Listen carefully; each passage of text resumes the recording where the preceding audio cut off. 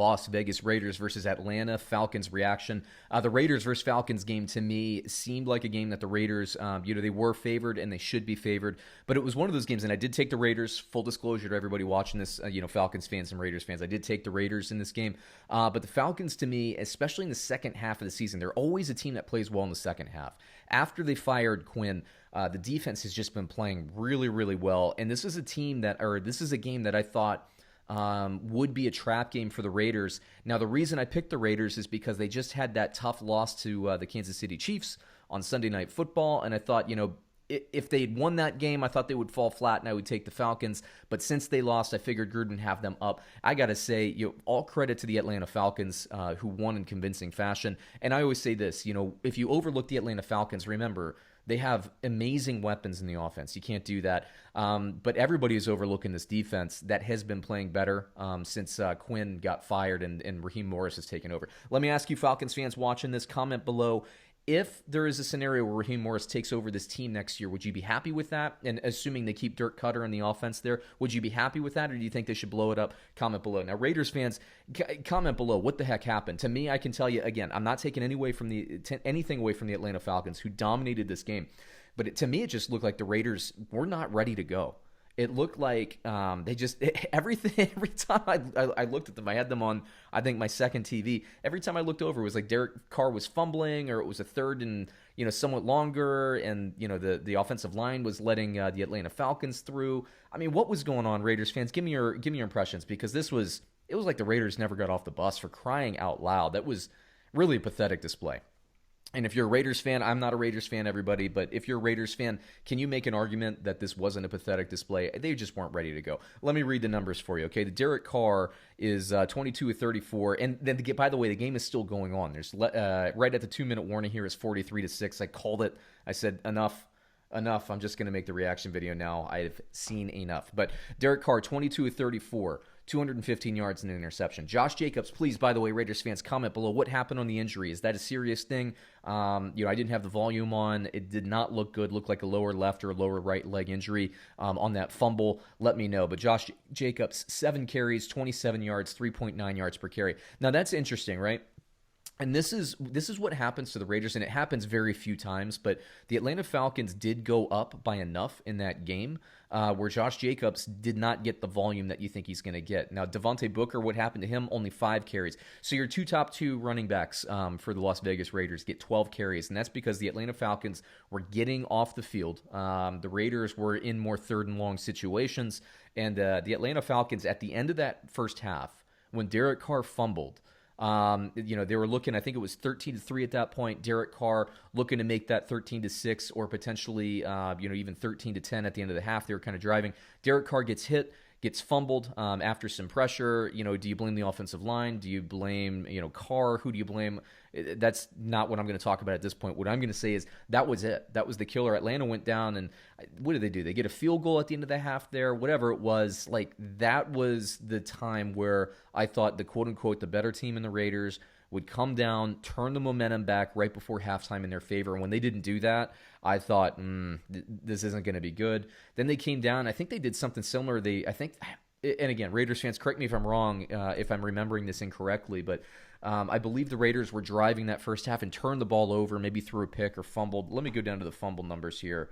Now, Raiders, by the way, they dropped to 6-5, and if you're watching the game, you saw the graphic all day long. Last year, the Raiders started 6-4, and then they, got the doors blown off by the New York Jets. Is this going to be the same thing that happened this time? I don't know about that. By the way, Derek Carr, 3 lost fumbles, Derek Carr. Okay, I blame Derek Carr. Look, you're going to get pressure and all that stuff, but you got to be able to hold on to the football. Come on, dude. That's 4 turnovers. We saw that 2 weeks ago. You got to hold on to the ball. I'm sure Gruden is going to let them have it. Hunter Renfrow, love the dude. 9 targets, 7 receptions, 73 yards. Ruggs was more present in that game. 5 receptions for 456. Nelson Agholor, 6 receptions, 5 yards. The Raiders were moving the ball. If they could hold on to the ball and stop giving the Atlanta Falcons the ball in plus territory, maybe it would have been more of a game. I'm not saying they would have won, but maybe it would have been more of a game. Now, Matt Ryan on his side, 22 of 39. The Raiders' defense did not play bad in the passing game, 185 yards.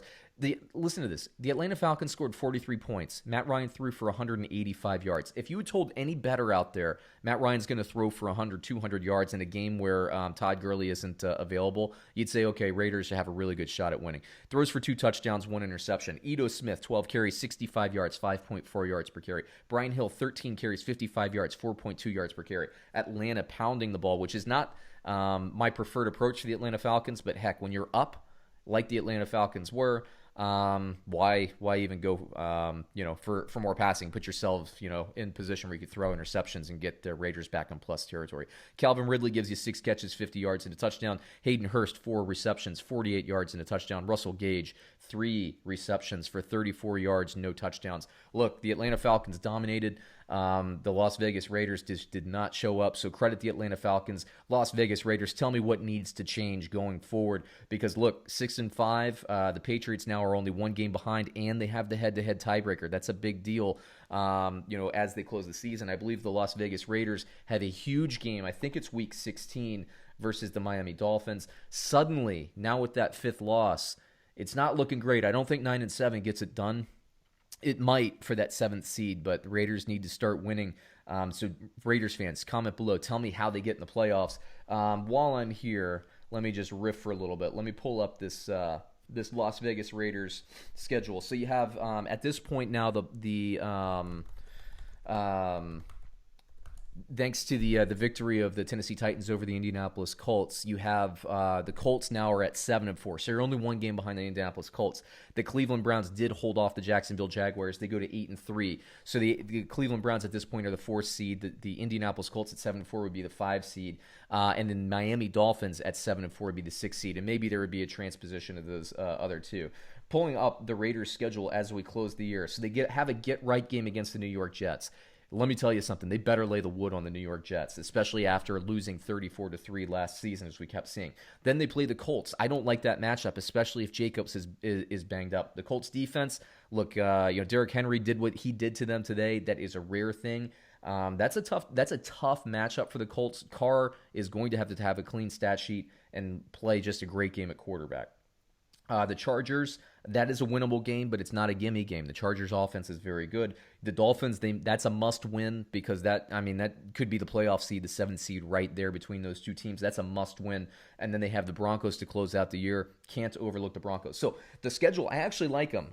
If I'm looking at this on paper, the Colts should go, I think, 4-1 or 3-2. Okay, so obviously now that they lose this game, a winnable game against the Falcons, they have to go 4-1. I feel like to really lock up that position. That's a win next week. That's a win against either the Colts or the Dolphins. Though you would rather have that win against probably the Dolphins because I think they'll have the lower record of those teams left. I do believe the Colts are going to be in the playoffs. The Chargers and the Broncos, they have to hold serve against the AFC West there. So we'll see. Raiders fans, can you get it done? Comment below. Let me know what you need to see. And again, update me if you can. If you get the press on that Jacobs injury, I'm very interested to see if that's a more serious thing. When he went off the field there, I looked like that looked to me like it was going to be a multiple weeker. I do like Devontae Booker, but you need the thumping of Josh Jacobs, I think, moving forward. So let me know what you think. We're going to be doing more reactions, more comments and everything like that. So comment, like, subscribe, all that stuff. We'll catch you again soon. Thank you.